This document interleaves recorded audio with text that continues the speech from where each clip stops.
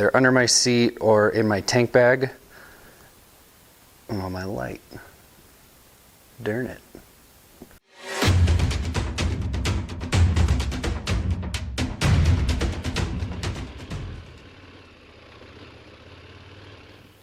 Alright, this time we're going to take a look at the tools that I carry on my bike on a daily basis. That consists of my kit with a few things that have been added, and then these other things you can see here. These are with me all the time, whether I'm just commuting to work or going on short trips. And then when I go on longer trips, I'll carry that larger toolkit that you saw in the last video.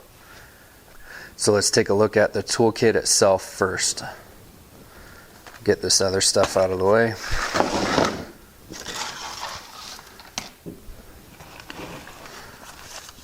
First thing, right off the bat, you can see I've got a strap wrapped around the toolkit.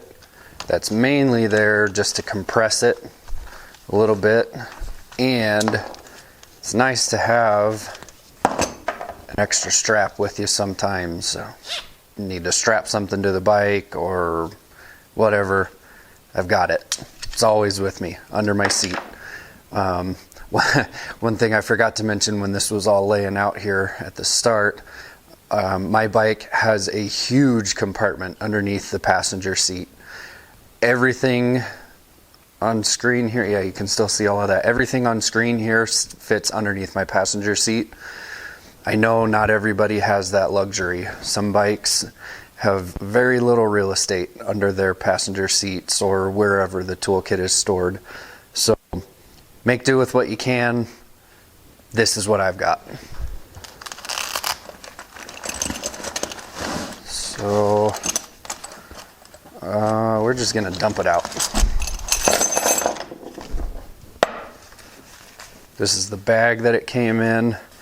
I'm gonna have to replace this soon. It's starting to get some holes in it. Obviously, part of the stock toolkit, that's for the axle nuts. That fits front and rear on my bike. Let's separate out everything that's part of the stock kit.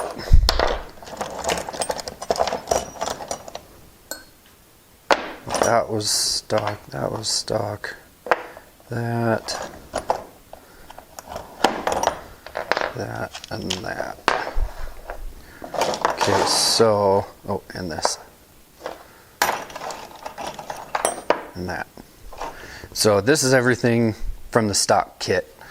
It's what the bike came with from the factory. Obviously, don't need to go into a whole lot of detail there. They did a pretty good job on giving you everything you need to do basic stuff. I can adjust the chain, I can do an oil change, take apart most of the bike with this. I did change these two Allen wrenches out for a little bit better quality tools, and it came with a really short 6mm Allen.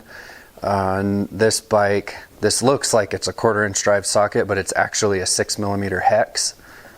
So I changed to this really long one so that I could get better leverage using this, because that also drives this 8mm socket. And most importantly, this 17mm socket, which I need to drain the oil on my bike.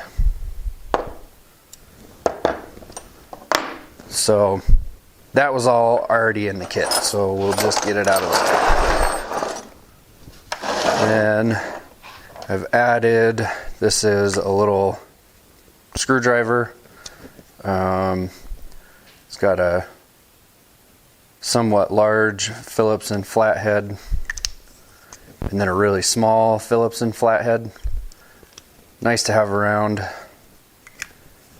I was able to fit it in there. It's about the same size as a ballpoint pen, so it's pretty easy to fit. Then I have an actual ballpoint pen. I'm not sure that this is really necessary, to be honest, because I have one of these in here. If you watched the last video on my bigger toolkit, you know I have one of those in there too.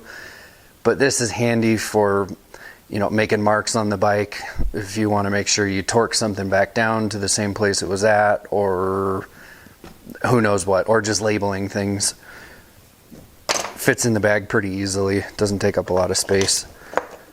Then I have an extendable magnetic tool. And then these are 3 folding Torx bits. Obviously it's not a whole set, they're the same size on each end, they just bend. I've only got these 3 sizes in here because those are the 3 most common sizes on my bike. So this kit's specific to my bike. That's all I really wanted to carry in there.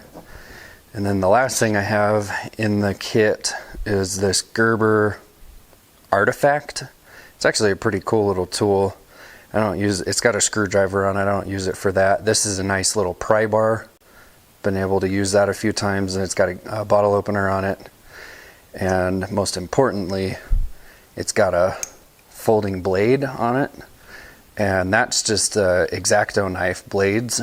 So I've got a package with like 3 or 4 extras in there. It's really nice to have a super sharp knife that you're not worried about messing up. You can, accidentally drag this in the dirt or along the asphalt, nick a piece of metal with it, whatever. You mess up the blade, you put another one in it. So that's everything that's in the bag. The next biggest thing in the kit, or not really a kit, but underneath my seat is this Slime air compressor. It's not the greatest, I'll be honest. It does take quite a while to fill up a tire, but I have used it before, and it sure is nice to have when you need it. Not a whole lot of need to open it, but you can see it's pretty small. It's beat up. This thing's been in 3 different motorcycles of mine now, so it's seen quite a few miles, but still works. I do carry a CO2 inflator in my bigger toolkit. I've been thinking about maybe just carrying the CO2 inflator all the time and getting rid of this, but I haven't made that decision yet. Next, I've got a multi-tool. This is a CRKT Bivy. It's got a really nice knife on it with some serious serrations, and then a set of pliers. They work pretty good. They're kind of uncomfortable. This handle is not great. This tool actually spends most of its time in my tank bag. It's been great. I've used it a few times. There's a few other tools in it. It's good to have a multi-tool around. It doesn't necessarily have to be this one. This was like $60. Actually, my favorite multi-tool of all time is a Gerber suspension. And I have one of those in my other tank bags. So depending on which tank bag I have on the bike, it's either this or the Gerber suspension. Next, I've got a compact roll of silicone self-fusing tape. I talked about this stuff in the video for my large toolkit. This stuff is awesome. You can fix coolant leaks. I've repaired a power steering line. It doesn't do high pressure, but in that scenario it was a low pressure line. You can fix wires with it if you have insulation that's worn off. It's great stuff to have around. It's really light. It doesn't take up a lot of space. I think this is probably a full roll that I just took the middle out and then rewrapped it tighter. You could do a lot of repairs with that, and it just toss it in under your seat wherever it'll fit. Next thing I've got, if I can get it open, is a little fuse kit. I have regular size, I think these are called ATO fuses, and then the mini ATM fuses. My bike only has ATO fuses on it, the larger ones. I carry the mini ones in here just in case I run into somebody that needs a small fuse. And the only reason I put those in there was to take up the extra space so it didn't rattle too much. Then I've got this here. I won't unravel it, but it's about, I think it's about 12 feet of Dyneema rope or Amsteel. It's super, super strong rope. This one, this diameter, if I remember right, is good for 2,000 pounds. So you're never gonna break it with a motorcycle. And it's just for towing. If somebody's broken down or if I'm broken down, I can hook it to the foot peg of my buddy's bike and to the foot peg of my bike, or some people will wrap it around the handlebar and then you just hold on to the wrap. That way if something goes wrong, you just let go, it unwinds and you don't get dragged into a crash. It's really nice to have around. This Amsteel or Dyneema rope is really lightweight. So, and because it's flexible, you can smush it down into a little cavity somewhere on your bike and you're good to go. I did do a double locking Brummel splice on each end, so it has a loop on it. It's smaller on this end. The other end is really big. You can fit it easily over the foot peg of a bike. Good to have around if you've got space for it. Next is just I think that's about 2 feet of baling wire. Obvious reasons, good to have around. Some zip ties. I've just kind of, once I had all of these other tools stuffed in under the seat, I filled all of the voids with zip ties and gloves. I mentioned those in my last video too. I get my hands dirty all day, every day. I don't want to have to scrub my hands again too when I'm on vacation or just riding to and from work if I can help it. So it's nice to have gloves around. And you can really pack these in there and keep all of this other stuff from rattling around. And that's it. That's everything I carry on my bike on a daily basis. If you're watching this hoping for pointers on what exactly to carry in your bike, sorry to disappoint. You have to figure out exactly what your bike needs.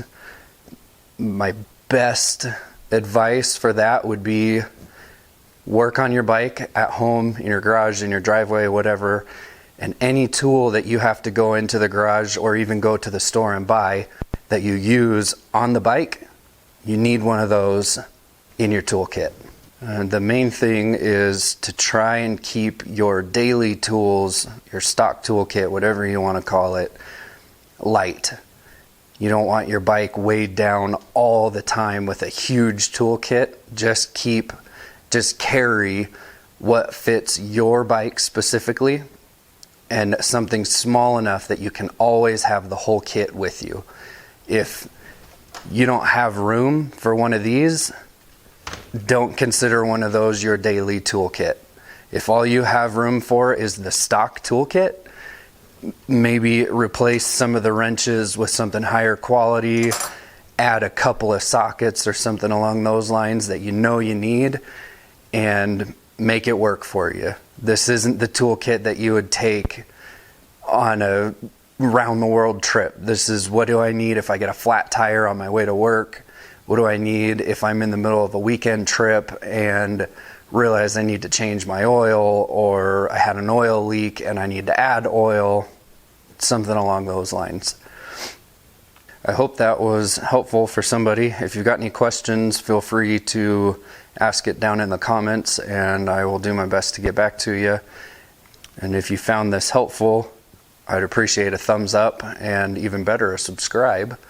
And we'll see you on the next one.